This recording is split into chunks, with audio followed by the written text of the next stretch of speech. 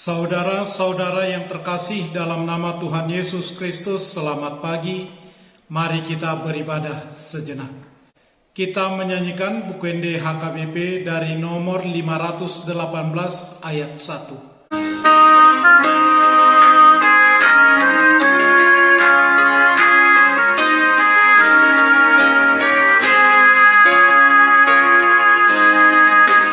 Marsinon danggi ban Jesus, o sini rohanai, jalahi tadu disuruh, asa tapabuai,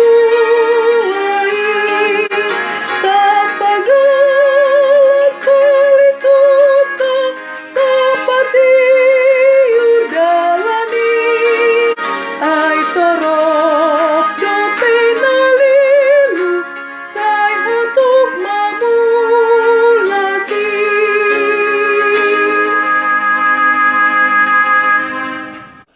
Kasih karunia dan damai sejahtera dari Allah Bapa dan dari Kristus Yesus Tuhan menyertai saudara-saudara. Amin. Saudara-saudara, firman Tuhan renungan harian Rabu 27 April 2022 dari kitab 2 Korintus pasal 4 ayat 6 mengatakan, sebab Allah yang telah berfirman dari dalam gelap akan terbit terang.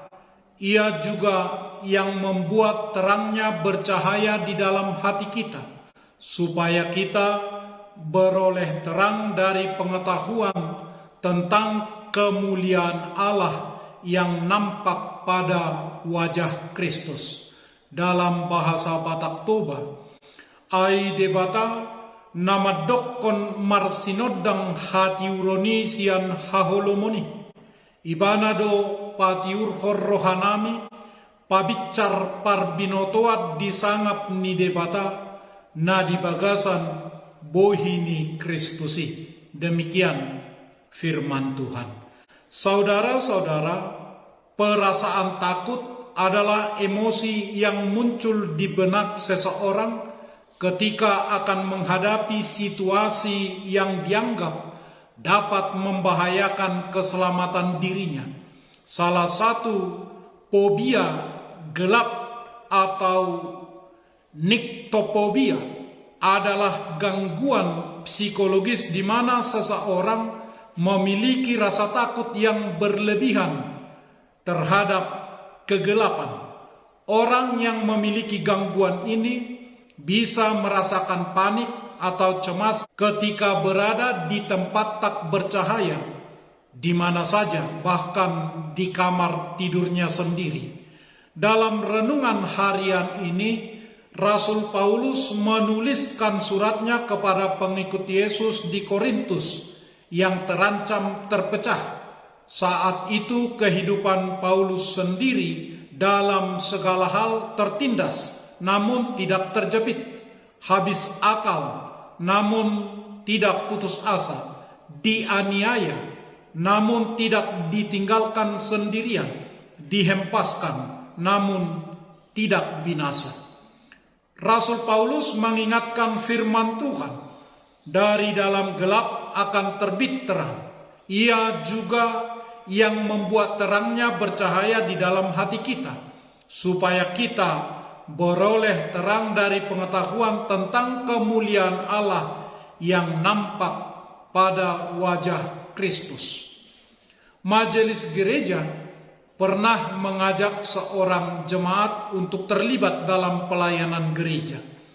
Ia menolak dengan alasan, saya menyaksikan banyak orang Kristen yang kecewa dan sakit hati setelah melayani di gereja.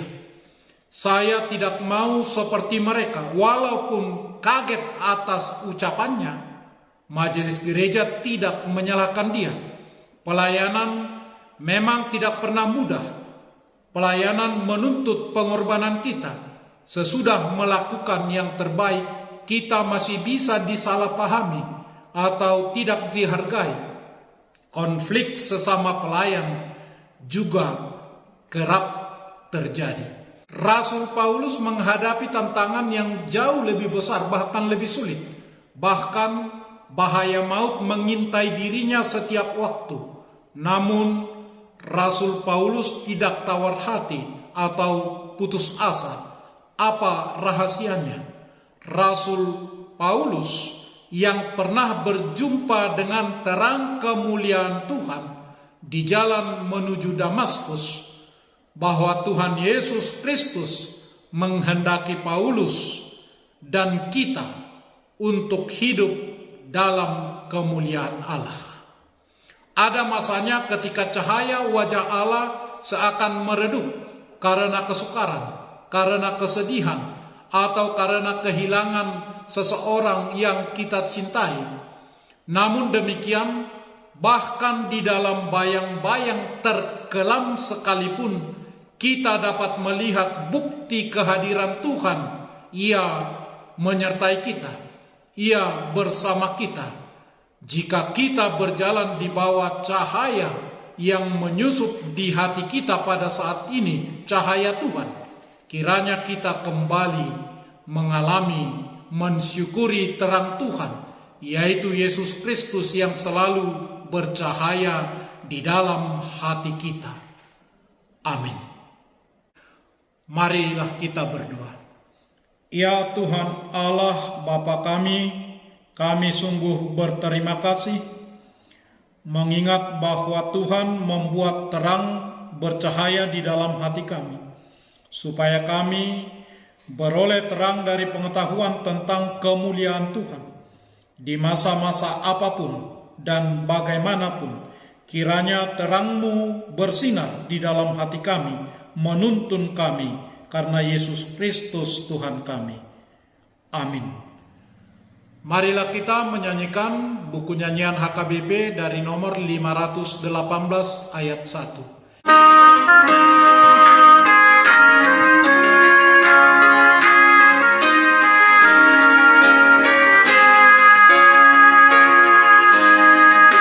Sinar kasih Tuhan Yesus menerangi dunia, bagai pelita bersinar dalam dunia gelap. Mari nyalakan pelita dan terangi mereka, agar tiada yang celaka dalam dunia kelam.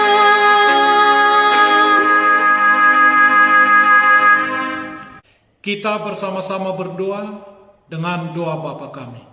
Bapa kami yang di surga, dikuduskanlah nama-Mu. Datanglah kerajaan-Mu. Jadilah kehendak-Mu di bumi seperti di surga. Berikanlah kami pada hari ini makanan kami yang secukupnya. Dan ampunilah kami akan kesalahan kami, seperti kami juga telah mengampuni orang yang bersalah kepada kami. Dan janganlah membawa kami ke dalam pencobaan, tetapi lepaskanlah kami daripada yang jahat. Karena Engkau punya kerajaan dan kekuasaan dan kemuliaan sampai selama-lamanya. Amin. Anugerah Tuhan Yesus Kristus, kasih setialah Bapa, dan persekutuan Roh Kudus menyertai saudara-saudara. Amin.